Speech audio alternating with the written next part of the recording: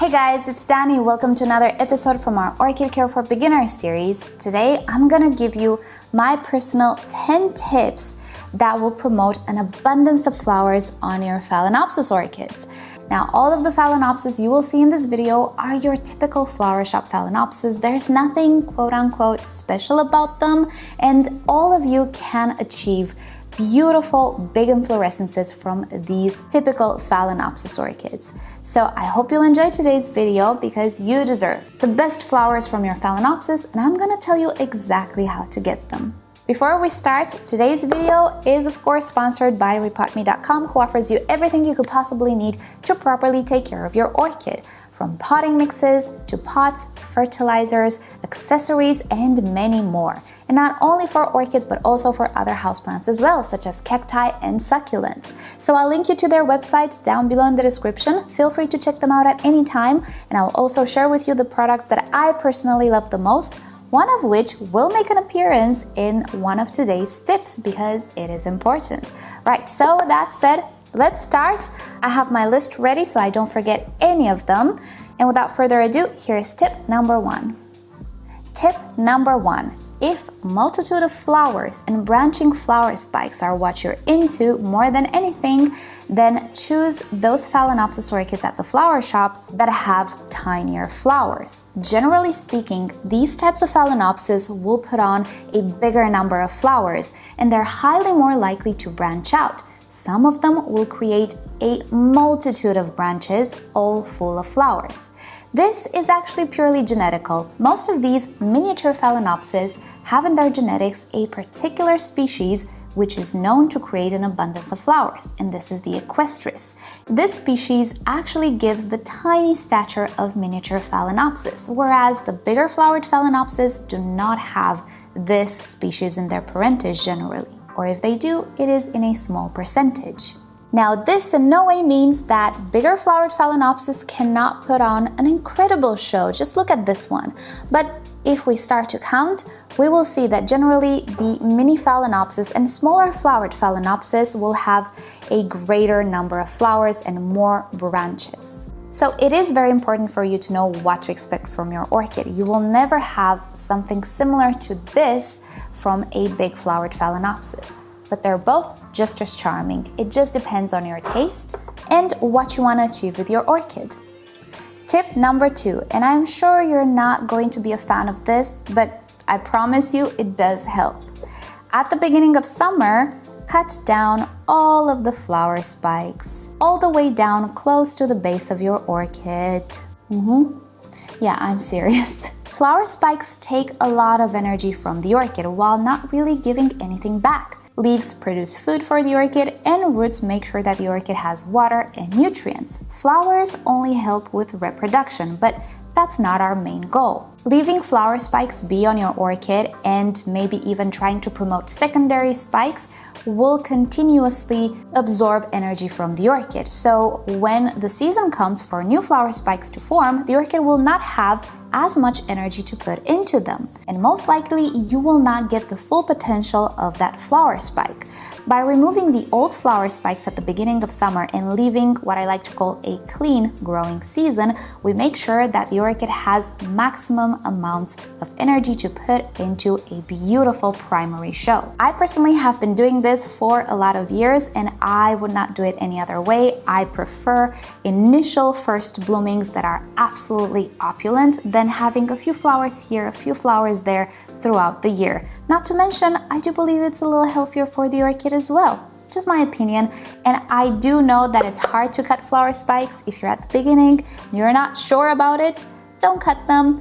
But when you get a little bit bored of the flowers you might have, try this out and see if your inflorescence will be better next year. I think you're gonna be surprised. Tip number three, speaking about summer, do not neglect your orchid in summertime. In my opinion, summer or growing season is the most crucial season for an orchid. It is now that the orchid produces the structures it needs to survive and have a lot of energy.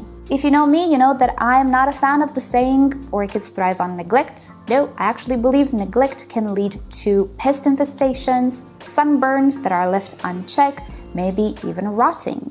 But I believe, especially in the summertime when the orchid actively grows new leaves and roots, you should keep a closer eye on it and make sure you don't have pests and that the orchid is properly hydrated and there is no direct sunshine to burn its leaves. Especially if you live in an environment where the sun's position actually changes a little in summer, and you can have the surprise of the place which you once thought was just bright shade, all of a sudden at noon you have direct sunshine on your orchid.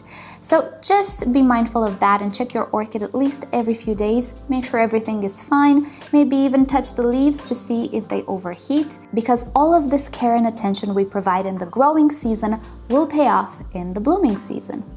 Tip number 4, don't skip fertilizing day. Yes, fertilizer is incredibly important for any orchid.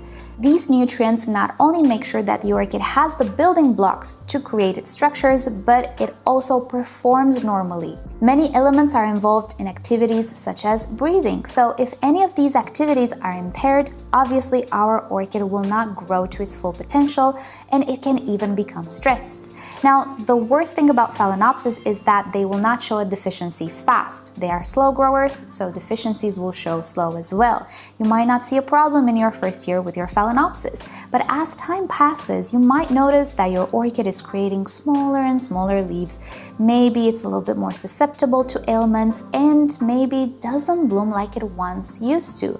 That can all be attributed to a lack of nutrients and maybe deficiencies. And if your orchid is more susceptible to disease, you might actually even lose it before you realize that you had a deficiency on your hands. What I recommend is that you find a full menu fertilizer, and by this I mean a fertilizer that contains macro elements and trace elements as well. Sadly, many fertilizers on the market will lack some stuff such as magnesium.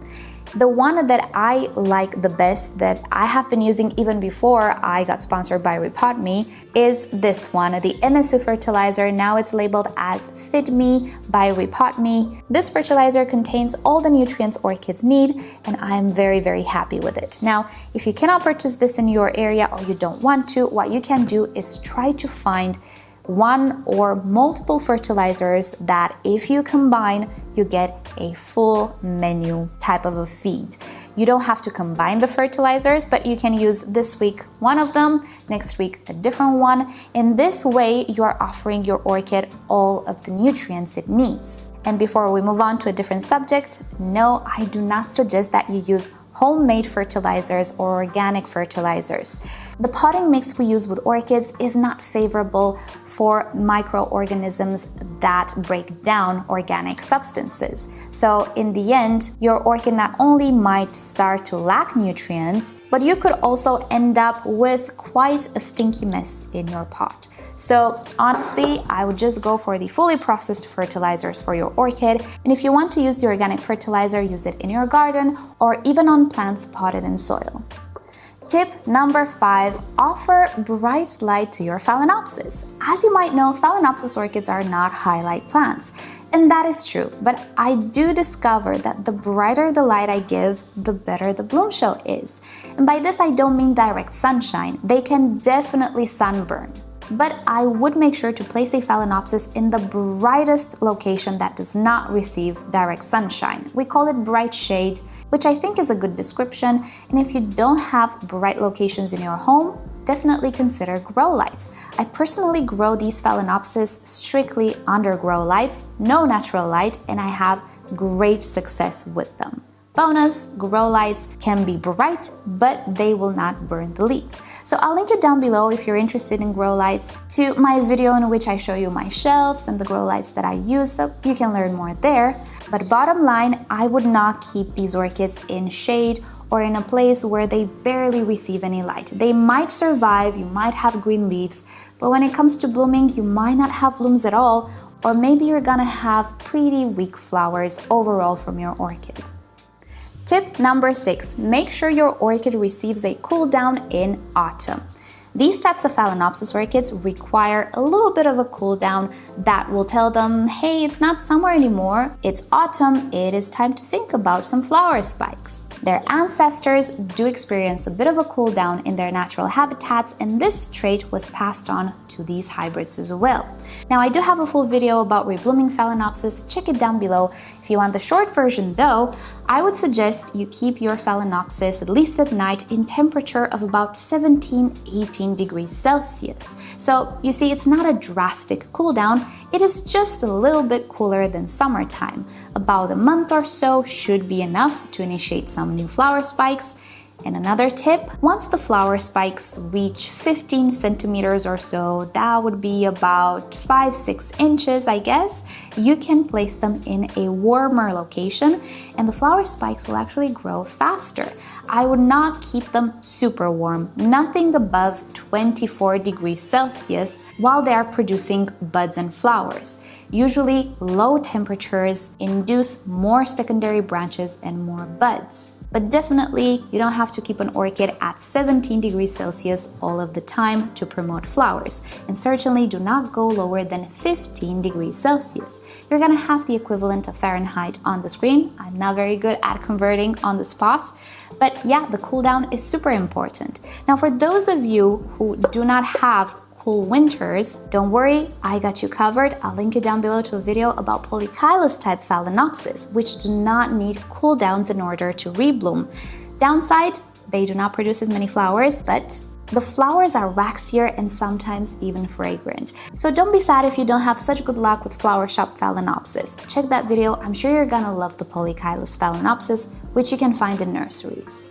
Tip number 7, while your orchid is in bloom, make sure that you do not skip a watering day. Now, you might be tempted to think that in wintertime your orchid will dry slower. And while it could be the case while the flower spikes are forming and you don't have open flowers, when all the flowers open, you might be surprised to discover your orchid is actually drying a lot faster. And that is absolutely normal with any orchid, but especially with a Phalaenopsis that has a lot of blooms.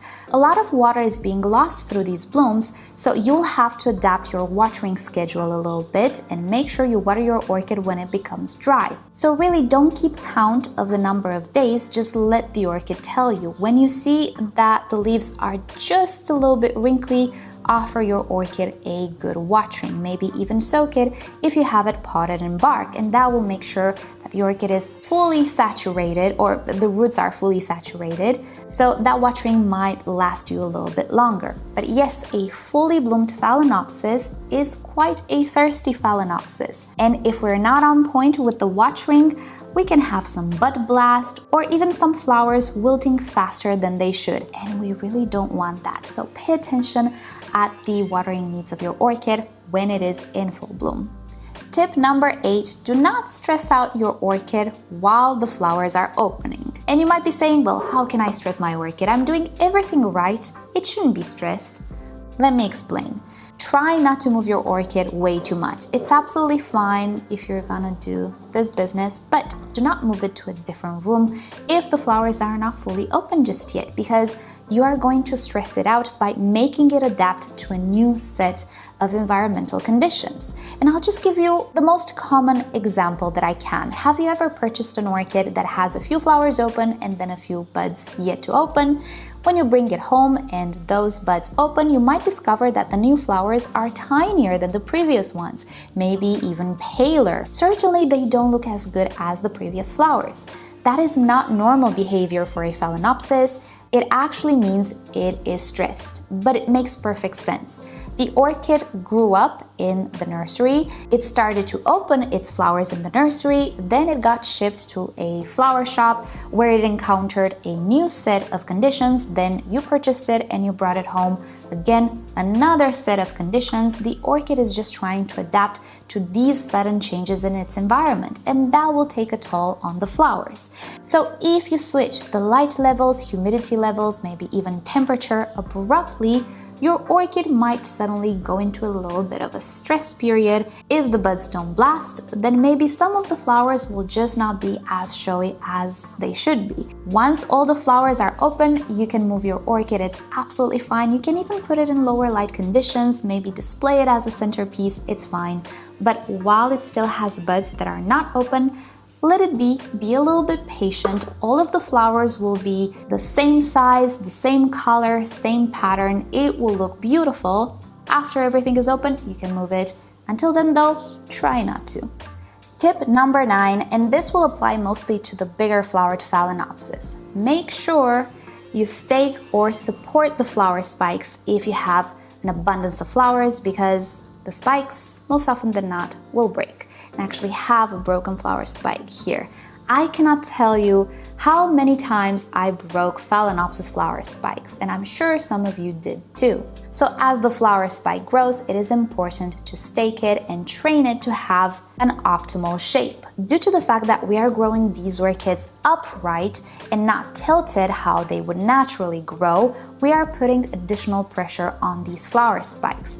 So in some instances, they absolutely need staking or supporting. With miniature Phalaenopsis, it's not that important. I personally never stake those flower spikes, but with something like this, which produces pretty huge flowers, I absolutely need to be on point with the stakes. I actually was not expecting this orchid to bloom like this year. It's a newer orchid, it's the first time it rebloomed for me, and I think it liked me. So I wasn't on point with the staking and I broke a flower spike, but I hope it's not as broken as to lose all of the flowers. But take it from me, it's better safe than sorry. With big flowered Phalaenopsis, go for stakes or a support mechanism that ties them to the shelf of sorts. They are very top heavy, they can tip the entire orchid over, or they can just literally break, and it is heartbreaking. And tip number 10, this is the last tip I have for you. Leave on basal keikis. The more orchids you have in a pot, the more flower spikes as well. This is a little bit of a cheat, but basal keikis actually do not stress out the mother plants. They are so close to the potting mix that the roots they will produce will immediately go down and absorb water and nutrients, so the keiki will not have to depend on the mother plant, such as the flower spike keikis. And in the end, it will contribute to the overall energy of the plant. So the amount of flowers the mother plant can produce will also be produced by the keiki. And honestly, nobody will look at the leaves and how many orchids you have in your pot. They will simply be absolutely fascinated with the flower show. Now, since we're on the subject, many of you guys asked me if you can pot 2 or more Phalaenopsis orchids into one pot. You absolutely can if you enjoyed the show. I don't personally feel there is any competition for resources. It might be a little bit awkward when you repot the orchid because the roots will get tangled. But other than that, if you really like the display, I don't see a problem with it.